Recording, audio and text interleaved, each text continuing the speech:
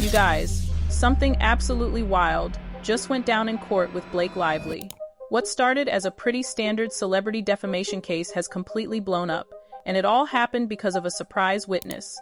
Seriously, this judge actually walked out of the courtroom mid-hearing after hearing what this person had to say. It was a real federal court hearing, not some made-for-TV drama, and the judge was clearly fed up with all the celebrity gossip overshadowing some very serious accusations. So, the big turning point came when a former employee of Blake's, who now calls herself a survivor, was called to testify. Nobody saw this coming. She wasn't on any witness lists, and there hadn't been a single leak about her involvement.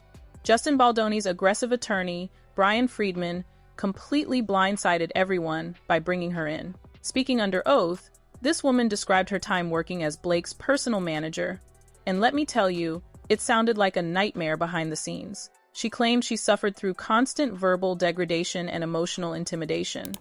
But the really shocking part? She alleged that during one superheated meeting, Blake actually threw a wine glass at her. It hit her shoulder, leaving a deep cut that needed 9 stitches. And get this, no police report was ever filed. How does something like that stay hidden? But it gets even crazier. Just hours after she got medical treatment, she claims Blake's brother, Alex Lively, who was the CEO of Blake's lifestyle company at the time, approached her with a non-disclosure agreement. It came with a 5-figure compensation offer, but there was a catch. She had to sign it immediately. Basically, it was a clear message. Take the money, sign the NDA, and stay silent. She said the pressure was intense, clearly designed to make the whole problem disappear before it ever saw the light of day. Up until this point, the judge had been pretty patient, listening to all the arguments about reputation damage and social media narratives. But this testimony changed everything. This witness wasn't talking about trending hashtags, she was describing an alleged physical assault and a possible cover-up. According to people in the courtroom, that moment shattered the illusion that this was just a civil dispute between famous people. The judge reportedly declared that it no longer looked like a routine civil matter. And then, he just left the courtroom, forcing the hearing to be adjourned. Imagine the chaos.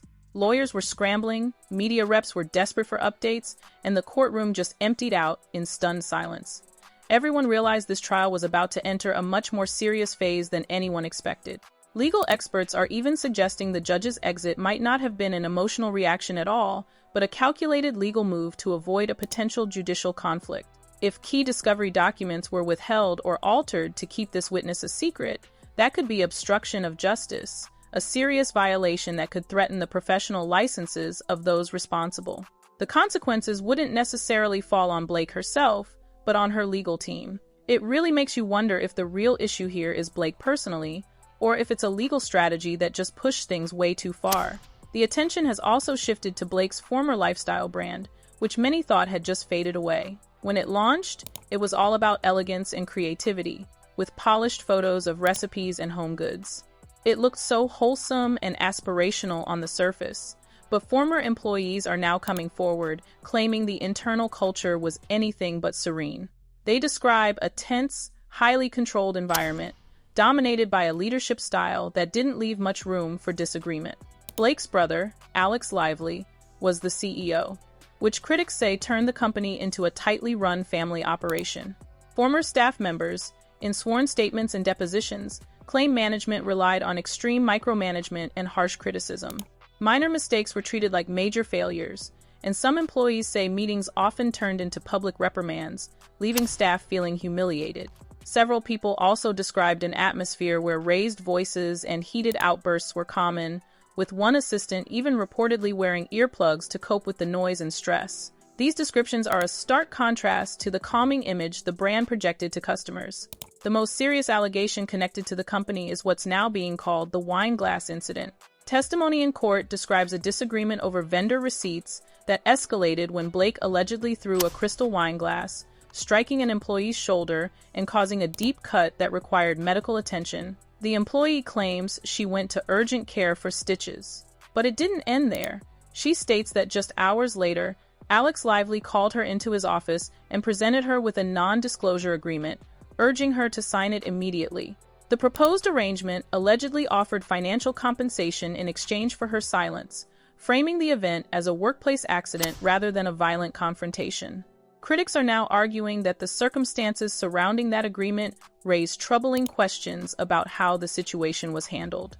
Things have gotten even more complicated as investigators examine the company's financial records. Reports indicate Alex Lively is now facing scrutiny over claims that company funds might have been used to cover settlement payments related to employee complaints. According to some whistleblowers, several payouts were allegedly recorded in company accounts under categories like wellness benefits.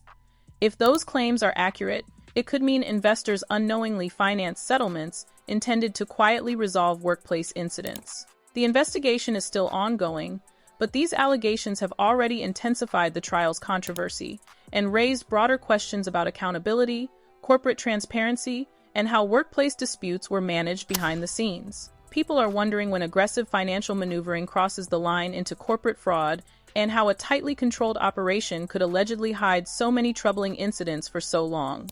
What many observers find most disturbing isn't just the accusations themselves, but the culture of fear that, according to former employees, kept people silent for years. Several individuals claimed they were asked to sign non-disclosure agreements that effectively prevented them from speaking about what happened behind the scenes, making them feel like they traded their reputations and peace of mind for the ability to keep working. The witness who recently appeared in court might not be the only person affected, but she may be the first willing to publicly challenge the carefully maintained image surrounding Blake Lively's professional ventures. Her testimony created a noticeable shift in the courtroom, suggesting the case could extend far beyond celebrity reputation and public relations battles. The silence that followed her statements was palpable, as if everyone understood that the story being told might just be the beginning. When people finally break years of silence, the consequences can spread far wider than expected, sometimes revealing patterns that had previously remained hidden. This dramatic court moment, where attorney Brian Friedman introduced a surprise witness without warning, was a total game changer. It's highly unusual for a high-profile case to have no leaks. This wasn't just a disgruntled employee. She was a former manager who claimed she'd been silenced for years by a strict non-disclosure agreement, partly due to legal pressure and personal embarrassment. When she took the stand, the courtroom grew tense. She spoke calmly, methodically, like someone who had rehearsed for years. She described a workplace with constant verbal criticism and rapidly escalating confrontations, alleging physical intimidation during heated disputes. She detailed the wine glass incident, including the argument and comments made afterward, claiming she was told she could easily be replaced and warned not to challenge leadership. This statement reportedly stunned everyone, even the lawyers and journalists, who expected a routine line of questioning. It made people wonder how a manager could be treated that way. The testimony became even more significant when she explained the incident didn't end with medical treatment. She said she was later offered a substantial six-figure financial settlement to sign a confidentiality agreement specifically for workplace injuries, framed as an employee injury confidentiality clause. Critics now argue these agreements raise serious ethical and legal questions, potentially discouraging workers from reporting unsafe conditions. She emphasized she was describing the offer exactly as she remembered it, under oath.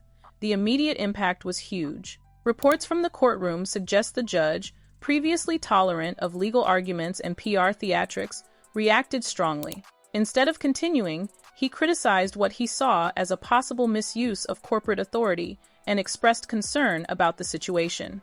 Moments later, he stood, declared the proceedings compromised, and abruptly left the bench.